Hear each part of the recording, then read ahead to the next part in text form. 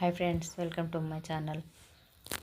మేము ఈరోజు పోషణ మాసం జరుపుకున్నామండి. మాది జగిత్యాల జిల్లా పేడపల్లి మండల్ ఐత్పల్లి సెక్టార్ అండి. ఇలా మేము పోషణ మాసం జరుపుకున్నాం. ఈ పోషణ మాసంలో ఒక స్టాల్ ఏర్పాటు చేసి మనము బాలామృతంతో చేసేటి, మనం చిన్నపిల్లలకు చేసి పెట్టేటి, మనం తినేటి అన్నీ ఇలా ఒక స్టాల్ లాగా ఏర్పాటు చేసి పెట్టి ఇలా పిల్లలకు చేసి తినిపించాలని తల్లులకు అవగాహన కల్పించడానికి ఇలా చేశామండి. ఇది జగిత్యాల జిల్లాలో కూడా చేశారు. మొన్న జగిత్యాల జిల్లాలో చేశారు. మేము ఈరోజు చేసుకున్నాము. దీనికి మాకు కలెక్టర్ గారు, ఆర్డీఓ గారు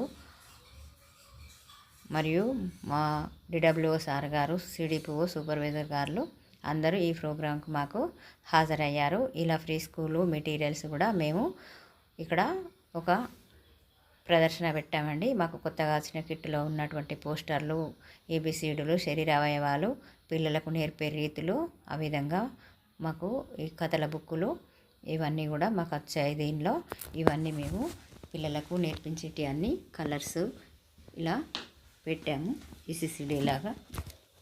అలాగే ఈ ప్రోగ్రాంలో మేము అన్నప్రాసనలు, అక్షరాభ్యాసాలు, శ్రీమంతాలు కూడా చేశాము.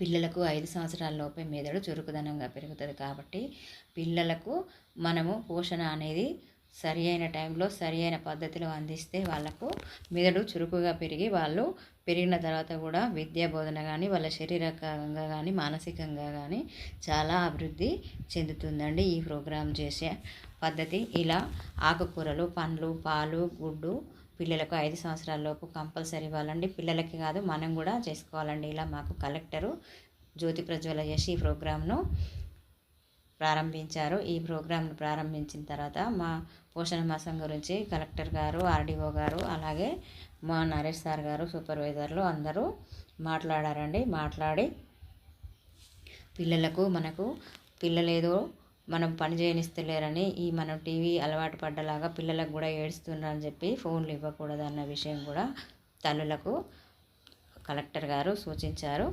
అదేవిధంగా మనకు ఆకుకూరలు, పండ్లు, పాలు శరీరానికి ఎంత అవసరమో అవి తప్పకుండా ఇవ్వాలని మా నరేష్ సార్ గారు కూడా చెప్పారు.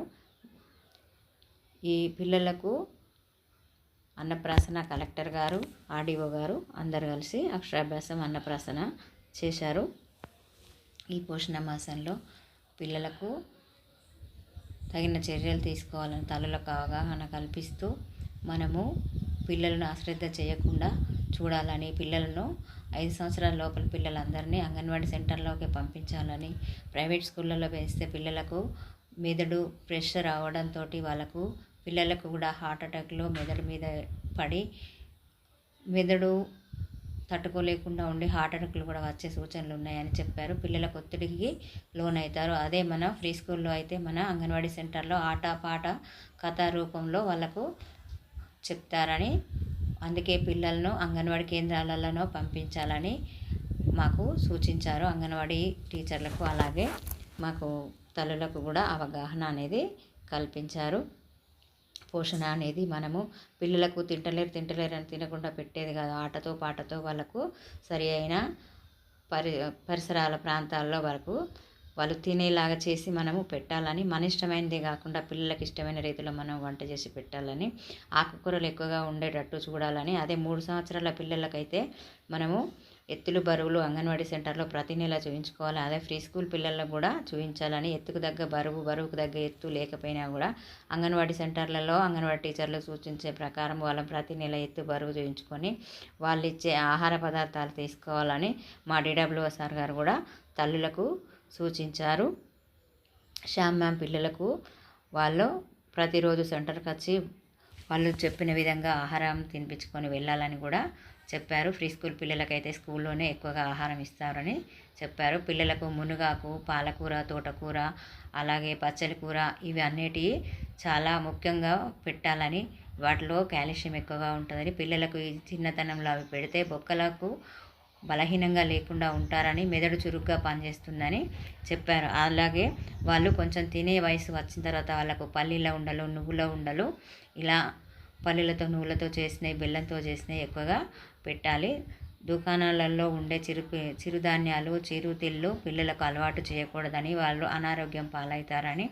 అదేవిధంగా ఇప్పుడు సీజన్గా ఈ వర్షాకాలం కాబట్టి పిల్లలకు కానీ పెద్దలకు కానీ ఈ డెంగ్యూ జ్వరాలు వస్తున్నాయి, మలేరియా టైఫాయిడ్ వస్తుంది కనుక పిల్లల్ని జాగ్రత్తగా చూసుకోవాలి. ఇంకుడు గుంతల్లో నీళ్లు నిలవకుండా చూసుకోవాలని మా తల్లులకు కలెక్టర్ గారు మరియు ఇతర అధికారులు అనధికారులు అందరూ సూచించారు.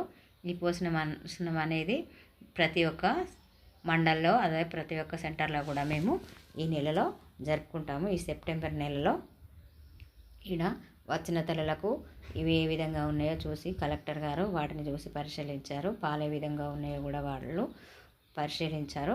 ఈ మొలకలు అనేటివి కూడా తల్లులు పిల్లలు ఎవరైనా తినవచ్చు. మనము పిల్లలకు కూరగాయలు ఎక్కువగా పెట్టాలి. అలాగే వాళ్ళు తినే చేపలు చికెన్ మటన్ చేపలు కూడా పిల్లలందరికీ తినిపించాలి. Thank you for watching. ఈ వీడియో నచ్చినట్టయితే లైక్ చేయండి, షేర్ చేయండి.